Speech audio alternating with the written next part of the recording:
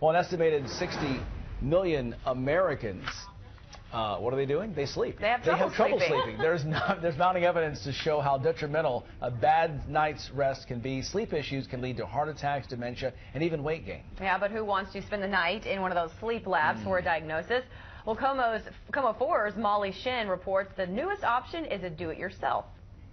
Good morning. How are you? Charlie Zaragoza is a good morning kind of guy, greeting the day with a smile that hides the type of night he had. I was getting up anywhere from 7, 8, 9 times during the night. You know, my sleep was very broken. It was in little 90-minute to 2-hour increments. Charlie regularly said sleep is overrated, but at the urging of his doctor, he's agreed to a sleep study. It's a tough sell for many people who cringe at the idea of tossing and turning in a hospital sleep lab. Oh my God, I'm going to have to spend the night in a room. There's going to be mirrors. You know, what if I drool? What if I talk in my sleep? So Charlie was happily surprised to learn there's now an easy alternative, a sleep study in the comfort of his own bed. You'll have a snore sensor on your neck. There's a quick lesson on how to hook up the machinery.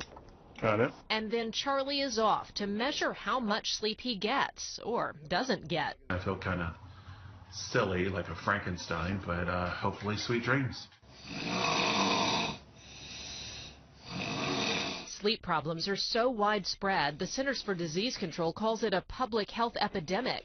Not only are troubled sleepers more prone to chronic diseases, from diabetes to depression, there's also a link between exhaustion and car crashes and on-the-job mistakes. Studies have even looked at how snoring weighs down happiness in a marriage. Charlie, come on into my office here.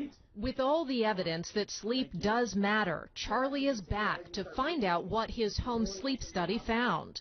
He wasn't surprised to hear he has sleep apnea, but the shock came with how much it was disrupting his sleep.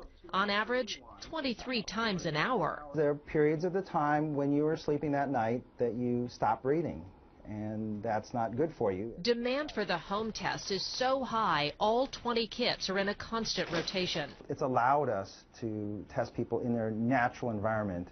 And certainly sleeping at home with fewer leads on and all the attachments leads to more of a natural sleep. Charlie is now outfitted with a continuous positive airway pressure or CPAP machine. He's still a morning person, but after a good night's rest, he can be an afternoon and evening person too, without nodding off. Sleep is a great thing, and for all these years I was wrong. It is not overrated. Molly Shen reporting. At-home tests are best to diagnose sleep apnea. Other sleep problems like insomnia might still require a night in the lab.